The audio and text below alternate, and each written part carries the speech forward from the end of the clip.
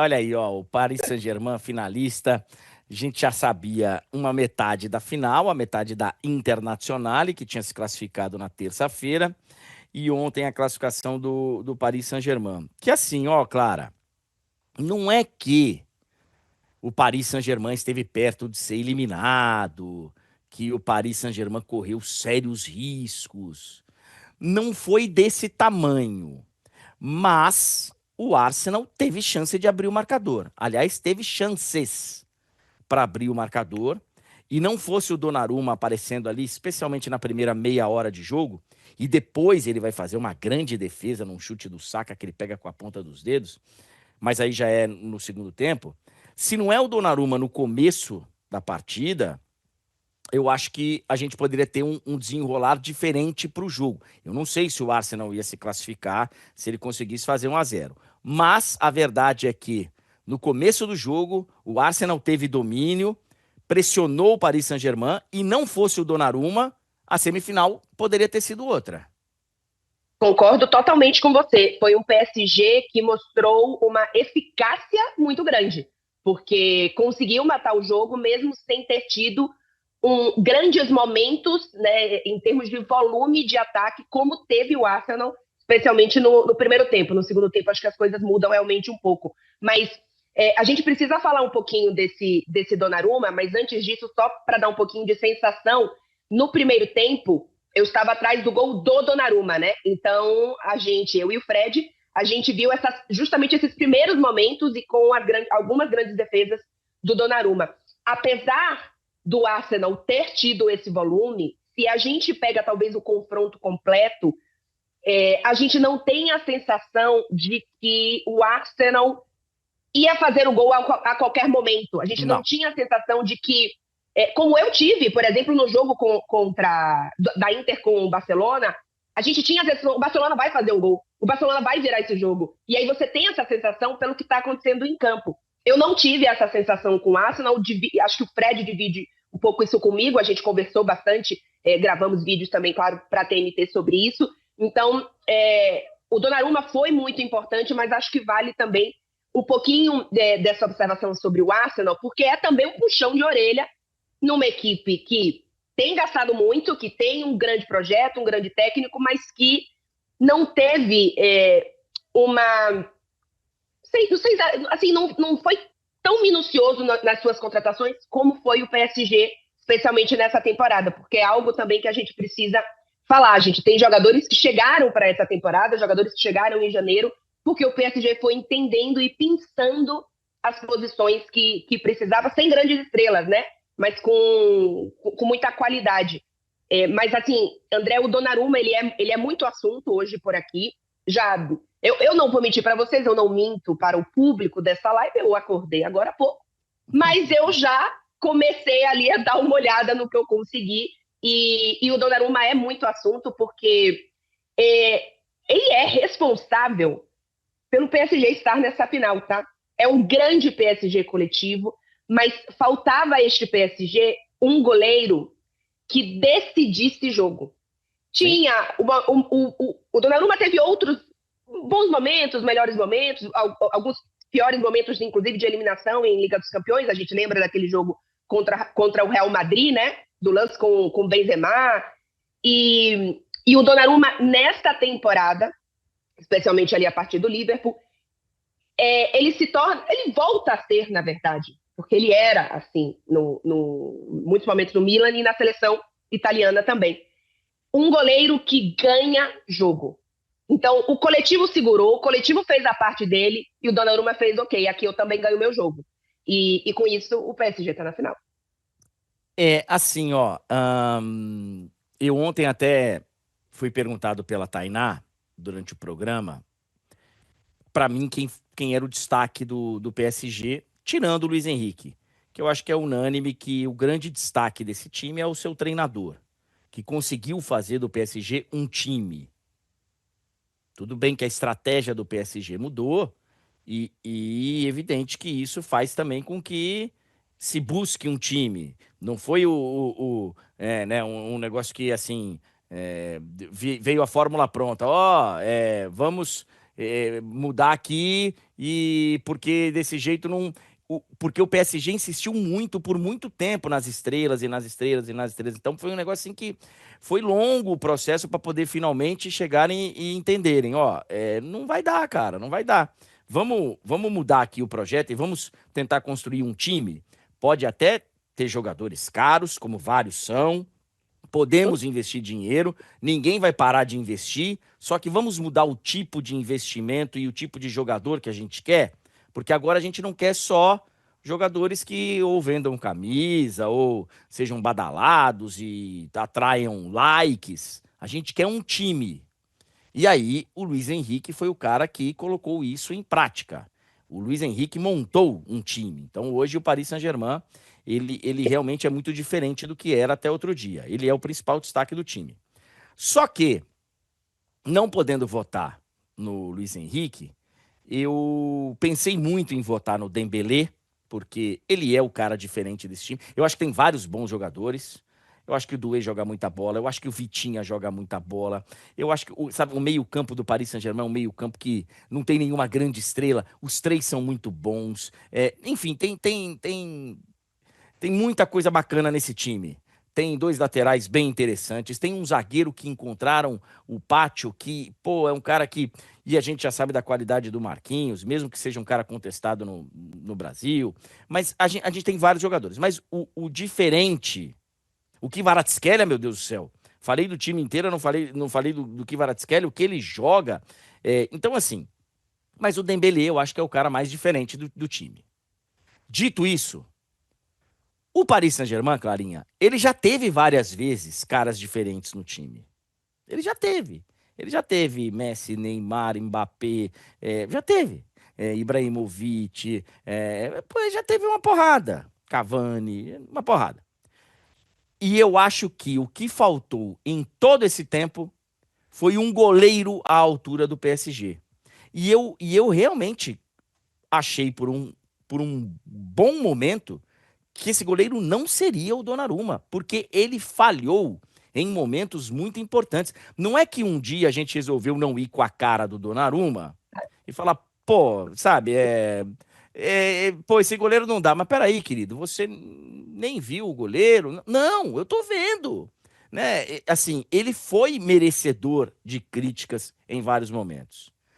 Mas eu fiz questão de votar nele como o destaque desse time, porque ele foi o diferencial. Não fosse ele, o Paris Saint-Germain não estaria na final da Champions. Eu tô falando muita loucura, ô Clarinho, porque assim, o time continuaria sendo bom, né? O time continuaria Sim, sendo bom.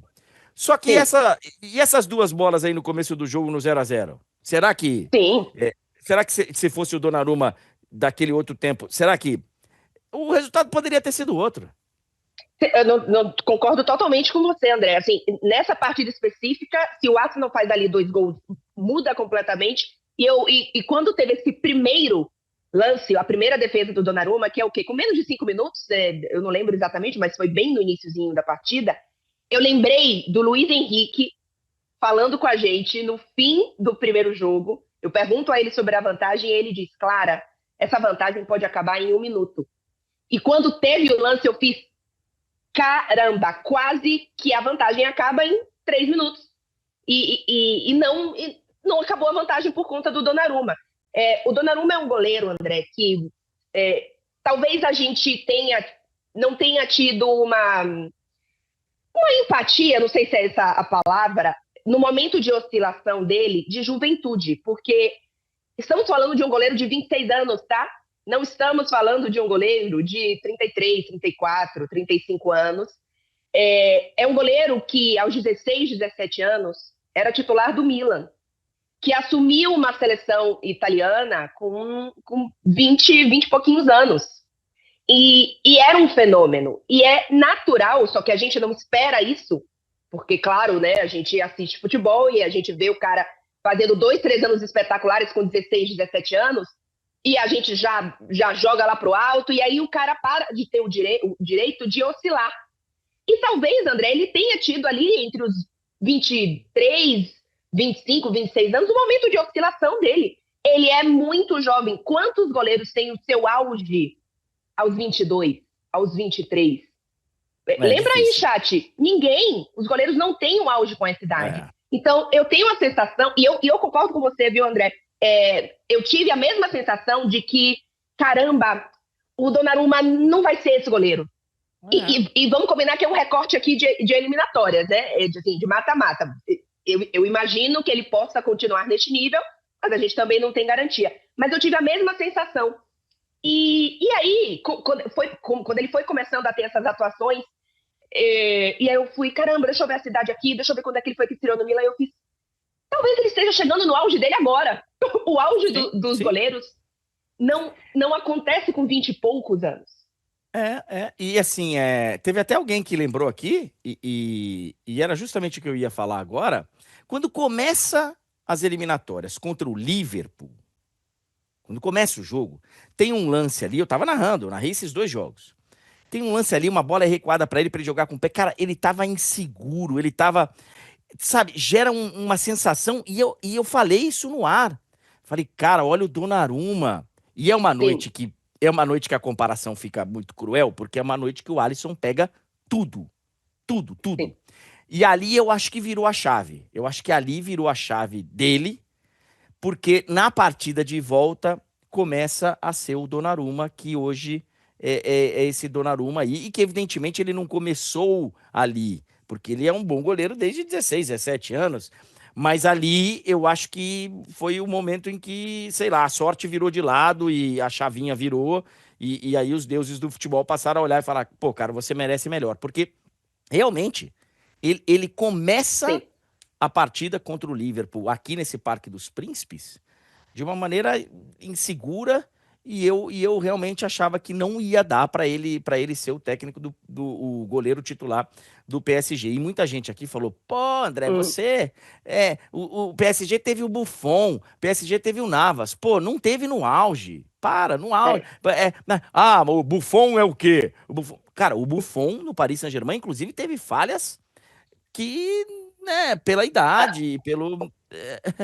André, Então, eu basicamente vim para a Europa por causa do Buffon. E veja bem, então, se tem alguém defensora do Buffon no mundo, no Brasil, sou eu. Mas não era o auge. Ele não veio aqui no auge, ele não veio. Era uma situação completamente diferente.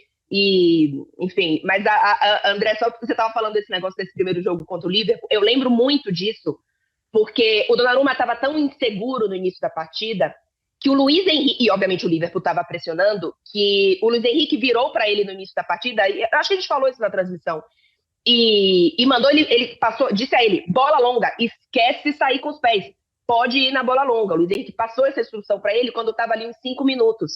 E na hora que ele que tem a virada de chave no Liverpool, e tem muito a ver com confiança. Tem muito a ver com confiança. Esse PSG de agora, o Luiz Henrique fez um trabalho coletivo, tático, espetacular. Mas ele colocou na cabeça dos caras, e óbvio que as coisas vão acontecendo para você reforçar isso ou não. Por exemplo, para muitos jogadores foi o jogo contra o City, para o Donnarumma foi o jogo contra o Liverpool. A mentalidade vencedora.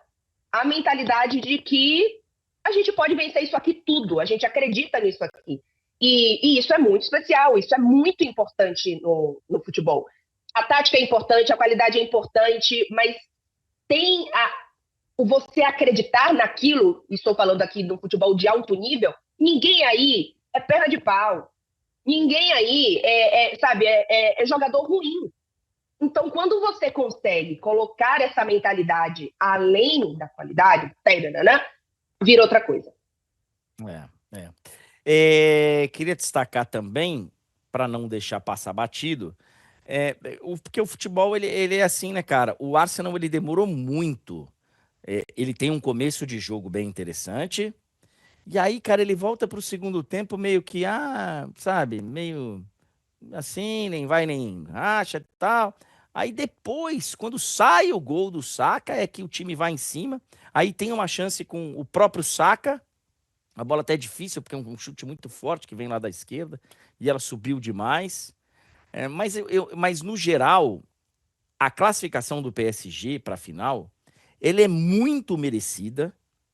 E não fosse o jogo contra o Aston Villa, que tem ali um momento, da volta, né? Porque na ida ele foi Sim. dominante. Na ida foi dominante. O da volta, que toma um susto ali, que o Aston Villa tem uma pressão por alguns minutos, o PSG foi muito dominante contra o Brest, por 10-0 no agregado, nos playoffs. Ele dominou o Liverpool nas oitavas, o Liverpool que tinha feito melhor campanha. Ele dominou boa parte dos 180 minutos contra o Aston Villa. E ele dominou boa parte dos 180 minutos contra o Arsenal. O PSG chegar na final é muito merecido. Do outro lado da chave, eu acho que, por exemplo, se tivesse classificado o Barcelona, ninguém estaria falando aqui que seria uma loucura, ninguém... Não. A Inter, evidente que tem os seus méritos, porque ela tira Bayern, ela tira o Barcelona em 2 semifinais épicas, mas assim, não dá para questionar, porque hoje nós estamos falando especificamente aqui do lado do PSG, Uhum. não dá para questionar essa classificação do PSG para a final não, Clarinha. Não, não dá. É um time que evoluiu muito, que corrigiu os seus defeitos. Vamos lembrar que esse PSG teve a fase de liga mais difícil de todos os grandes clubes. De todos os grandes clubes. O Luiz Henrique fala muito isso, né? Por um lado, foi bom que a gente teve essa fase de liga tão complicada, porque ela fez a gente evoluir. Preferia ter tido uma fase de liga mais tranquila? Talvez, mas em compensação, fez a gente evoluir. Se a gente pega o jogo... O PSG perdeu para este Arsenal em outubro, 1º de outubro, por 2-0, sendo completamente dominado. E olha o que fez este PSG de agora, né? E aí não só contra o Arsenal, a gente pode pegar o Liverpool, a gente pode pegar o Aston Villa, a gente pode pegar o City, enfim, o resto também, que o resto eu acho que realmente está num nível diferente desses outros, né? Esses outros, estamos falando de um PSG campeão de Premier League, o André, entendeu? Então, três ingleses na sequência, fora o Manchester City na fase de liga, né? Exato. Então é muito merecido. É um trabalho muito bom. É um trabalho muito bom.